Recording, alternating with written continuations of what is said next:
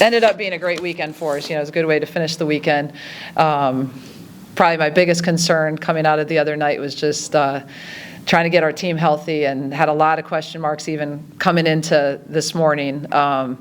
But was thrilled that Lacey was in uniform and playing, and it was great to get Sarah back and just back in the rotation and rhythm, and thought we had a lot of great contributions. I mean, our bench with Laney and Cayman was awesome. I mean, I've said all along, and Laney proved it the other day. I mean, she's capable of starting, Cayman the same way, but I thought those kids came out and they played great, and just a lot of really, really good contributions across the board. I thought another day of really good leadership from our upperclassmen.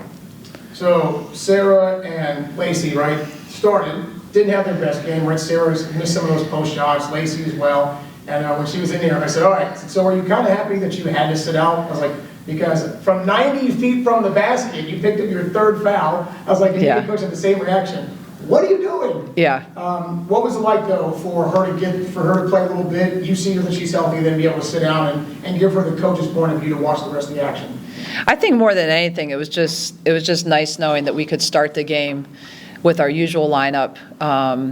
We're so, Lacey has just been so important for us. And so we would have been fine. Everybody would have stepped up and we would have been fine. But I think just keeping us in the same routine, and then just mentally knowing, like, if we really need her, we have her, versus you come into the game and you just know that she's not even an option, kind of like Sarah the other night. So I think just knowing that she was an option, and then if we had the flexibility, I was going to try to limit her minutes, just no reason to continue to push if we didn't have to. And, more than anything, that kid plays so many minutes, plays so hard, probably a blessing in disguise for her to have to sit for a little while.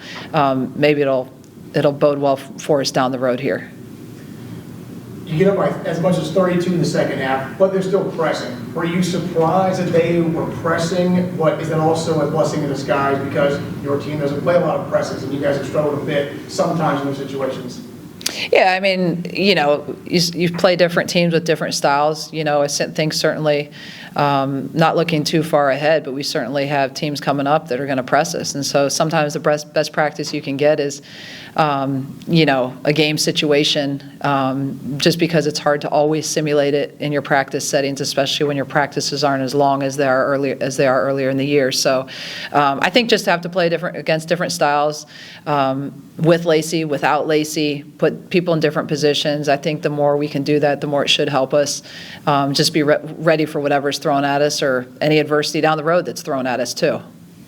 Once again, you mentioned your bench, right? Paige goes for 17. Kylie had a good game. Cayman obviously 17 again. How much growth, we talked about on Friday, but how much growth have you seen from Cayman, who in person is quiet and shy and soft-spoken? On the court, she's tangling with the trees up there, going down in heaps. Yeah, I love it. She's you can just tell watching her how much confidence she has gained, just throughout this year. And it's,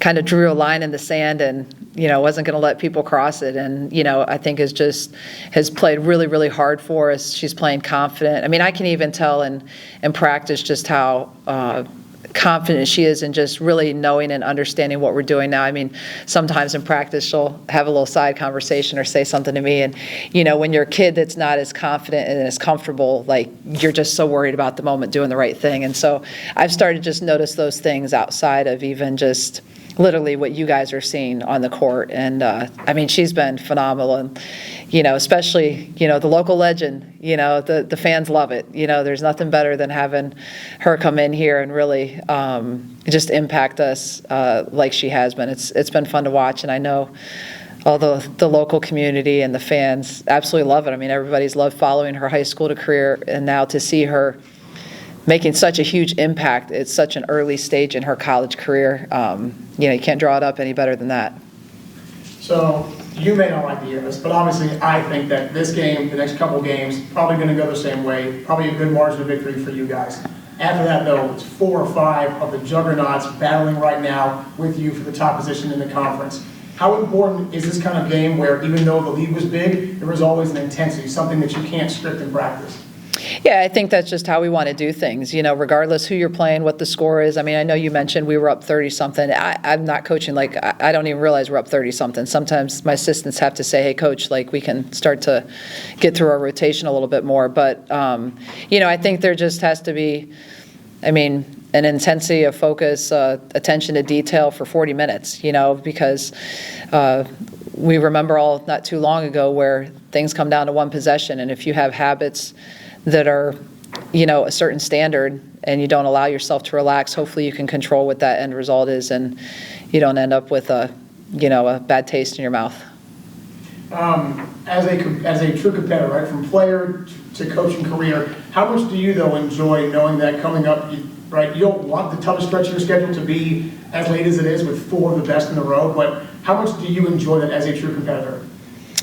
Certainly you want to compete at the highest level. You want to play the best. You want to, be able to challenge yourself. And I know more than anything, throughout the season, you're constantly moving towards that conference tournament at the end of the year. Everything is to kind of amp up to get ready for that conference tournament and put yourself in the best position possible for the conference tournament. One thing I know for sure, it's kind of like when we went and played in the Virgin Islands and you're playing really tough competition, and I knew we had a tough slate coming back. I felt like regardless of what happened with that Virgin Island tournament, we were going to be better prepared for Wyoming coming in here at home or whatever was next on our slate, just because of the level of competition we were playing. So honestly, that stretch is going to prepare us for the conference tournament. It's going to help us get ready. Regardless of how each game goes, there's no doubt in my mind it'll have us hopefully playing our best basketball, just because you're playing the top teams in the league. There's no question about it.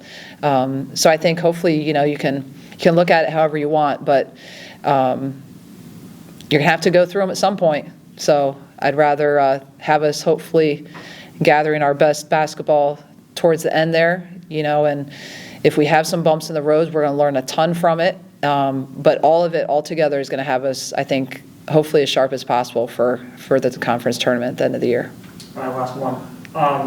Obviously, winning creates smiles, winning creates a lot of fun. But Coach, we've known each other for 2.5 seasons now. You keep putting together 20-game winners with, I don't know where you find these people from. What is it? What is your secret to success from coming in here with nothing in the cupboard in 2022 to now with a new rotation? You're going to win 20 again this season. That's 3 years in a row. How do you do it?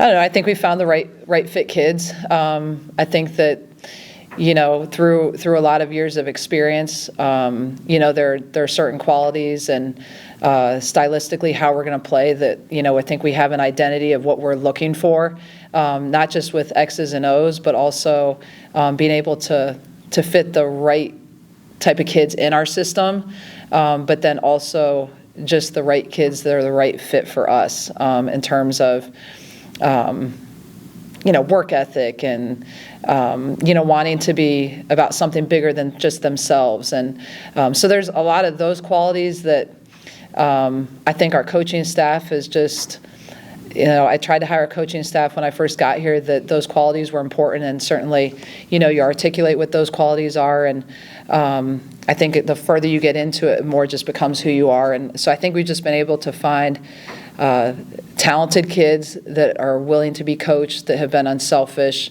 and have bought into what we're doing. And although today's day and age rosters change every single year and it's hard to keep that continuity, I think we've just tried to stay focused on continuing to get the kids that are the right fit for what we do in terms of the whole package. So, and then our kids have gone out and done a great job just doing what we've asked them to do. So I don't know. I always feel like work really hard, do things the right way, and I've been fortunate to be a part of having success while doing that.